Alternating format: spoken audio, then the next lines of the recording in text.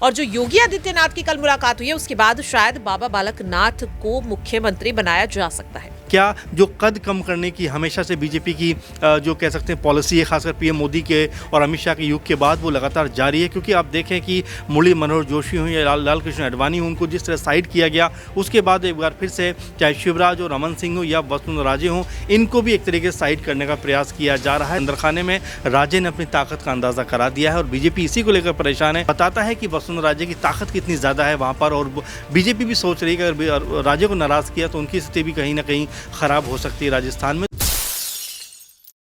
नमस्कार, मैं नाज़मीन खान, आपका स्वागत है मेरे खास प्रोग्राम बात सच की में। आप देख रहे हैं SPN 9 न्यूज़।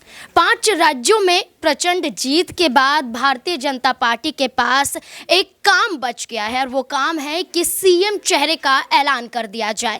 3 दिसंबर को आपको बता दें कि 4 राज्यों में जो नतीजे आए हैं, इन 4 राज्यों में नतीजों के बाद 3 राज्यों में भारतीय जनता पार्टी ने अपनी सरकार बना ली और अगले दिन एक और राज्य में भी नतीजे आए, वहाँ पर भारतीय जनता पार्टी ना बना सकी, लेकिन 3 राज्यों पर दबदबा भारतीय जनता पार्टी का देखने को मिला। और उसके बाद यहाँ पर अब भारतीय जनता पार्टी दिल्ली में कई बैठकें कर रही हैं। दिल्ली में देखा जाए तो मध्य प्रदेश, छत्तीसगढ़ और राजस्थान को लेकर कौन होगा वहां का मुख्यमंत्री, किसको भारतीय जनता पार्टी उतारती हुई नजर आएगी, इसको लेकर मंथन जारी है। लेकिन 3 राज्यों में से एक राज्य की चर्चा की जाए तो वो काफ़ी सुर्खियों में देखा जा रहा है, वो है राजस्थान। क्योंकि राजस्थान में जिस तरीके की उठापटक देखने को मिल रही है उसमें कहीं ना कहीं बगावती सुर पनपते हुए नजर आ रहे हैं। कहीं ना कहीं वो बू आ रही है कि जो कई सालों से भारतीय जनता पार्टी के साथ जो नेता जुड़े हुए नजर आ रहे हैं, जो कहीं ना कहीं भारतीय जनता पार्टी को राजस्थान में सत्ता में ला पाए हैं,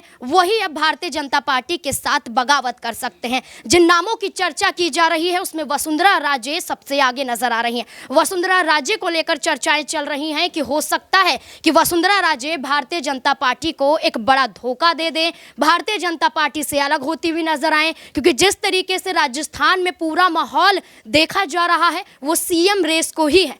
जिस रेस की बात करें उसमें दिया कुमारी का नाम आता है, उसमें बाबा बालक नाथ का नाम आता है, वहीं वसुंधरा राजे का नाम भी देखा जा रहा है। लेकिन अभी तक भारतीय जनता पार्टी इन तीनों नामों में से एक भी नाम पर मोहर लगाती हुई नजर नहीं आ रही है। जो बातें यहां पर उठती हुई नजर आई कि वसुंधरा राजे जयपुर से दिल्ली आई और उसके बाद ये चर्चाएं देखी गई कि उनके बेटे दुष्यंत सिंह ने 5 विधायकों को जयपुर के एक रिजॉर्ट में बाड़े बंद कर दिया है, नजरबंद कर दिया है। ये चर्चाएं चलने लगी और उसके बाद बगावती सुर जो यहाँ पर देखे जा रहे हैं, क्या वाकई उसमें कोई सच्चाई नजर आती है? तो तमाम सवाल यहाँ पर बनते हुए नजर आते हैं। सबसे पहले प्रज्ञा मेरे साथ मौजूद है। प्रज्ञा, आपका बहुत बहुत स्वागत है।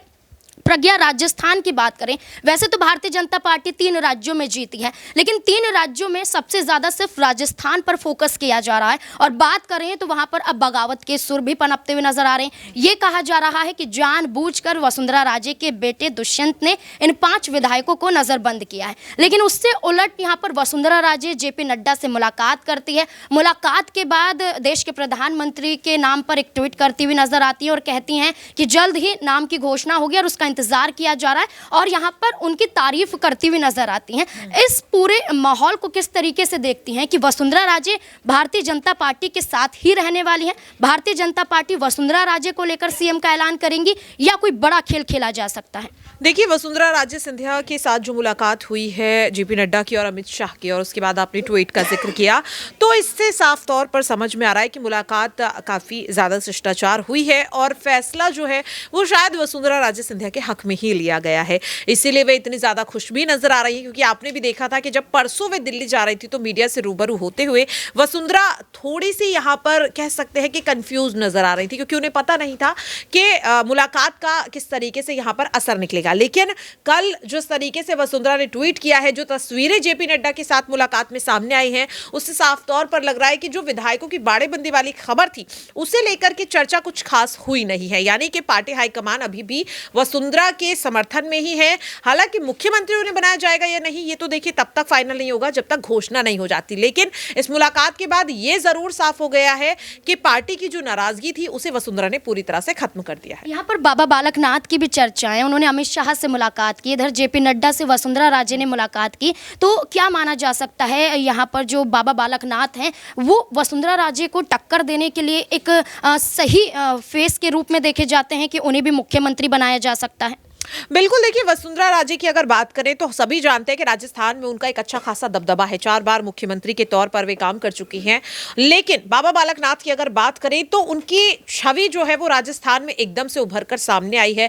एक ऐसे नेता के तौर पर उन्हें देखा जा रहा है जो राजस्थान में कहीं ना कहीं हिंदुत्व जो एक कार्ड है बीजेपी का उसे मजबूत करने का काम करेगा। क्योंकि अगर कांग्रेस की बात करें तो कांग्रेस के कार्यकाल में काफी ज्यादा देखा जा रहा था कि जो दलित वर्ग के लोग हैं उन पर काफी ज्यादा अत्याचार यहाँ पर हो रहे थे। कई ऐसे घटनाएं सामने आई जिसमें कांग्रेस सरकार घिरती हुई नजर आई।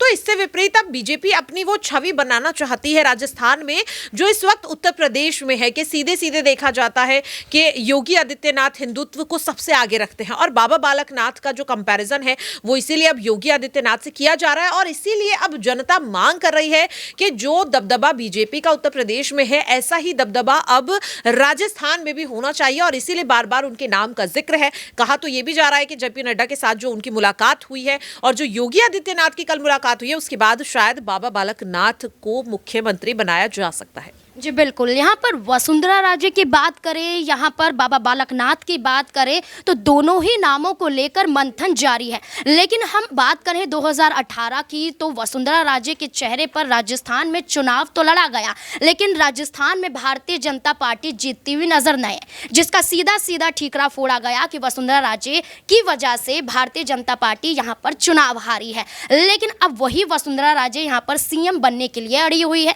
यहाँ पर सीधे सीधे तौर पर ना कहा जाए लेकिन घुमा फिरा के देखा जाए तो उनके बेटे का 5 विधायकों को नजरबंद करना, वसुंधरा राजे का जयपुर में विधायकों के साथ मीटिंग करना और उसके बाद फिर दिल्ली आ जाना और दिल्ली में जेपी नड्डा से मुलाकात की बात करना, फिर घंटों देर रात तक मुलाकात होना और उसके बाद ये कहा जाना कि फैसला अब जल्द होता हुआ नजर आएगा। तो मेरे साथ अमन सर भी मौजूद हैं। तो सर, जिस तरीके से राजस्थान में अब गहमा गहमी देखने को मिल रही है, इस बीच में वसुंधरा राजे क्या कोई बड़ा कदम भारतीय जनता पार्टी के खिलाफ भी उठा सकती है? क्योंकि देखा जाए तो उम्मीदवारों की लिस्ट से लेकर अब तक सीएम चेहरे को लेकर कोई भी फैसला भारतीय जनता पार्टी जल्दी नहीं कर पाती है। और वहीं मिजोरम और तेलंगाना की बात करें, एक तो सीएम की शपथ ले लेते हैं और एक का चेहरा तो साफ तौर पर जाहिर है कौन है, लेकिन भारतीय जनता पार्टी इन तीनों ही राज्यों में अभी तक बता नहीं पाई है।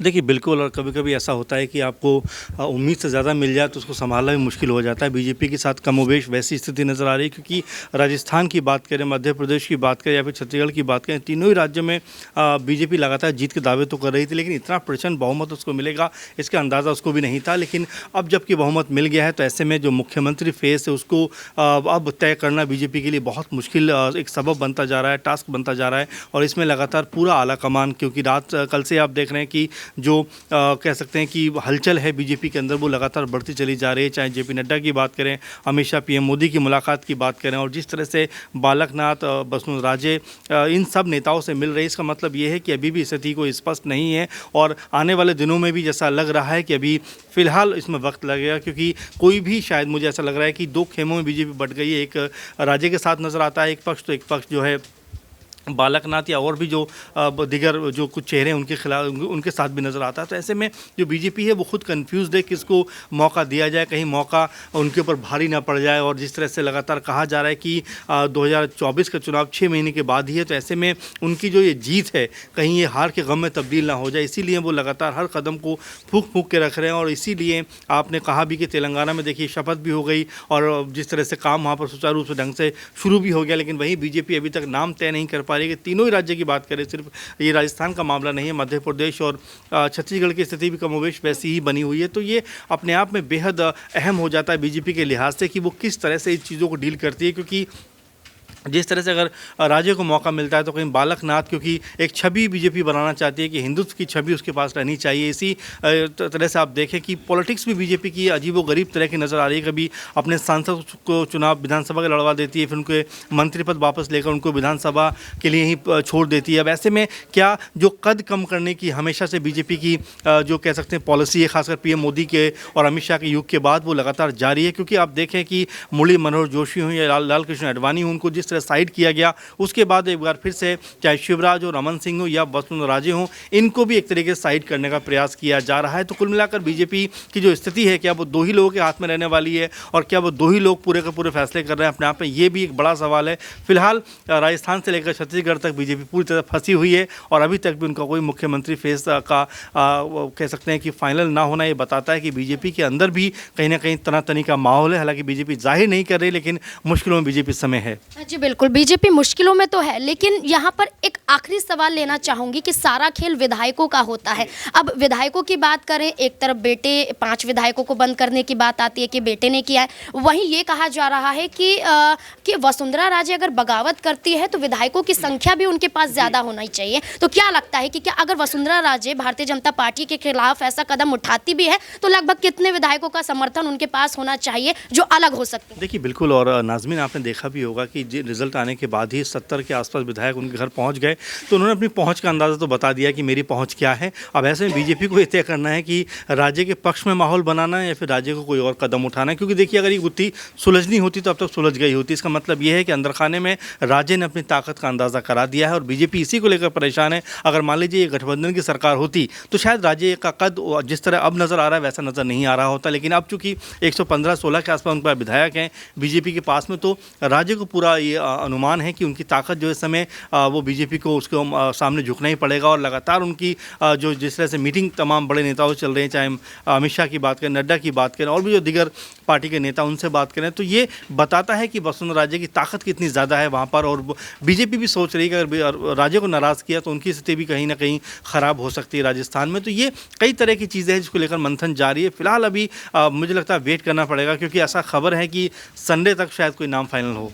जी बिल्कुल, यहाँ पर राजस्थान की बात करें, जैसे सर ने कहा कि वसुंधरा राजे की ताकत बहुत ज़्यादा है और भारतीय जनता पार्टी को इसको भूलना भी नहीं चाहिए, क्योंकि अब वसुंधरा राजे पर ऐलान करना या फिर बाबा बालकनाथ पर ऐलान करना या कोई और चेहरे को लेकर मंथन करना, लेकिन ये जल्द होगा। इस पर यहाँ पर भारतीय जनता पार्टी एक बड़ा कदम उठा सकती है। जैसा कि सर ने कहा कि 10 तारीख का भी इंतजार है, क्योंकि यहाँ पर कैलाश विजयवर्गीय के द्वारा भी यही कहा गया है कि 10 दिसंबर तक यहाँ पर सीएम का ऐलान तीनों राज्यों में हो जाएगा। अब देखना होगा कि क्या भारतीय जनता पार्टी वाकई 10 दिसंबर तक ये ऐलान कर देती है। क्या राजस्थान में वसुंधरा राजे ही रहती हैं या कोई और चेहरा यहां पर नजर आता है? क्या कुछ लगता है राजस्थान और तमाम और 2 राज्यों को लेकर कि भारतीय जनता पार्टी आखिरकार किसे मुख्यमंत्री के तौर पर उतारती हुई नजर आएगी? क्या है आपकी राय? कमेंट बॉक्स में जरूर बताएं। देखते रहे SPN9 न्यूज़। धन्यवाद।